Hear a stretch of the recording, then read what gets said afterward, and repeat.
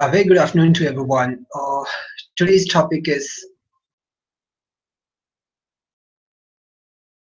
presently we are conducting this webinar in IEC Chennai.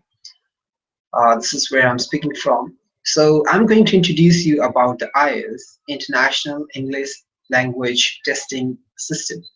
So we'll take you through each and every step that IELTS includes, and I will introduce the whole IELTS, how it is and what it is and how you can go about it. So on a screen on every page, you will get our website. It's www.iecabroad.in for specifically for Chennai office. And you can see the left-hand side, you can see my contact number. It's 98411320012. Anytime you feel any query, you can just give us a call back. So here we go. Now, there are a few questions that you might stuck up with is why anybody needs to take an IELTS. So there are two specific reasons anybody can look into.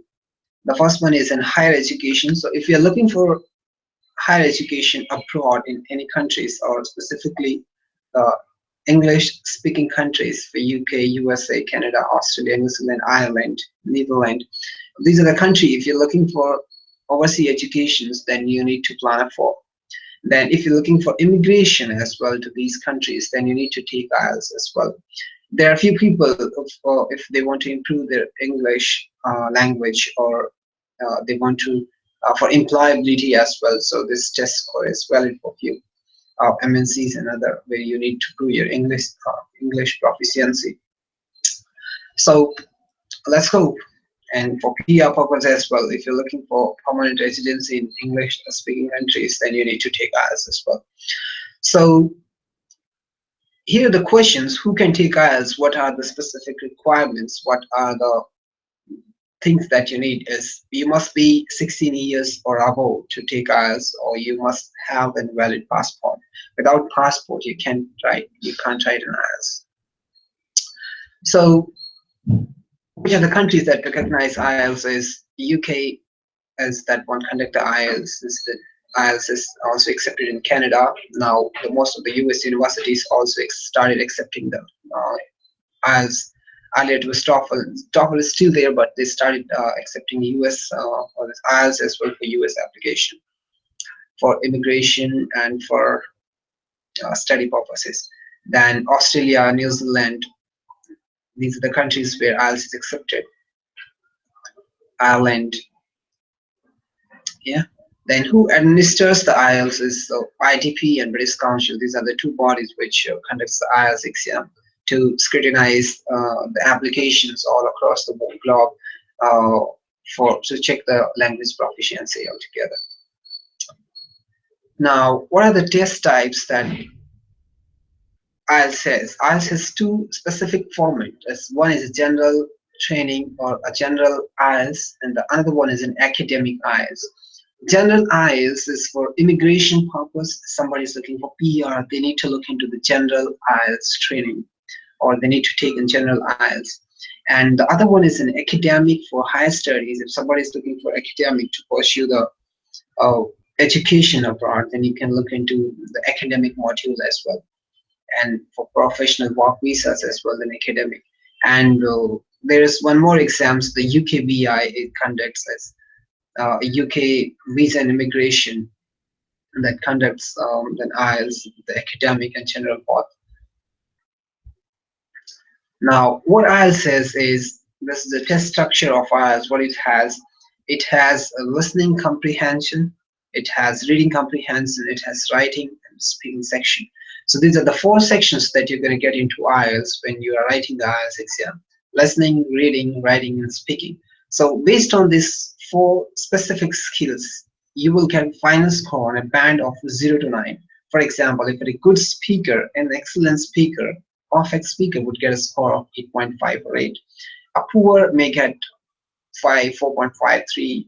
So the overall score that you're going to get is 0 on the band scale of 0 to 9 on half point increment. You may get 6.5, you may get 7.5, or you can get 7 or 7, 8, whatsoever, based on your skills. So why these only 4 skills in IELTS is because Any language that exists within the world has only four specific skills in that, sub skills in that. You can speak, you can read, you can write, and you can listen. I mean, you can understand. So English is not a different than. So if you have these four skills, then you can probably prove that you are this much proficient in this particular language. For example, if you talk about our own native language, whatsoever it may be, how we recognize that a person knows the English or our specific languages if he is able to write, he is able to read, he is able to speak, and he is able to understand what we are speaking. If he can do that, it is understood that he knows that language. Now, to what proficiency he knows, that will check there's a specific band for each of the skills. Now, here we go about listening. The total time allowed for listening, this is the first module of the test. There are four specific modules as we discussed. This is the first module of the test, listening. It has 30 minutes. You are allotted 30 minutes plus 10 minutes, 10 extra minute to transfer your whatsoever the answers you have transferred to the final answer sheet. Now, a few cases and the monologue case will be played, and you'll be given a headphone, and you need to attempt the questions from the booklet. You'll be having the questions in the booklet. You'll be played a cassette or a audio, and based on your understanding, there will be some mismatch in the information, some blanks, some dashes in the booklet, some partial information in the cassette, and some partial information in the paper. You need to match the both using, and then you need to transfer your answers to the final answer sheet using pencil. You'll be given 10 extra minutes for that. There will be 40 questions over four different sections, and these are the four sections. The first section is a conversation on a social and semi-official topic, and monologue here about the social topic, conversation between 2 to 4 speakers about an academic topic, a university-style presentation of an academic topic by one speaker. So these are the four sections that you're going to get into listening. These will be recorded cassettes. You need to hear them, and based on that, you need to transfer your answers on your final answer sheet based on the question given on your answer on your booklet. How is clear? Then we'll go about the reading. The total time allowed in reading is 60 minutes. That's the second module of the test. And you'll be given a booklet, and there will be no extra time to transfer your answer. You can directly rather transfer your answer, and the only pencil is allowed to write your answer. There will be three topics. I mean, there will be three questions given, and sub passages are given, and there will be total 40 questions in your booklet based on the three passages of the three sections. The different questions type that can happen is true, false, and not given. Like the statement given in the passage is true or not. We done them in our academic years. Then your headings, what the heading says, and then MCQ, multiple choice questions. Then sentence completion, complete the sentence in the below options as per the passage. Then matching as per the passage what best describing.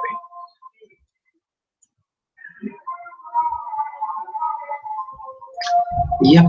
Then there'll be three passages from the magazines or the journals or the newspaper. They're the general passes anywhere from any magazines or any column by a journalist or a newspaper. The passes focus on academic issues. They'll be allowed 60 minutes, and there will be 40 questions to them. And coming on to the writing, you'll be given 60 minutes. This is the third module of the test, and you'll be given two specific tasks to write within some word limit of some 250. You have to write on those two topics, and you can use the pen or pencil to write this. So as we understood it, it's just a paper-based test mostly. And the final is speaking. There will be 11 to 14 minutes allowed in this task. There will be one-to-one interview with one interviewer, and entire conversation will be recorded. He is a live person is going to ask you a few questions and you need to answer. That's how they're going to judge your speaking, and this whole conversation will be recorded. And there are a few things that they're going to look into specifically and take it. Then introduction and interview, then topic card, extended question on topic card.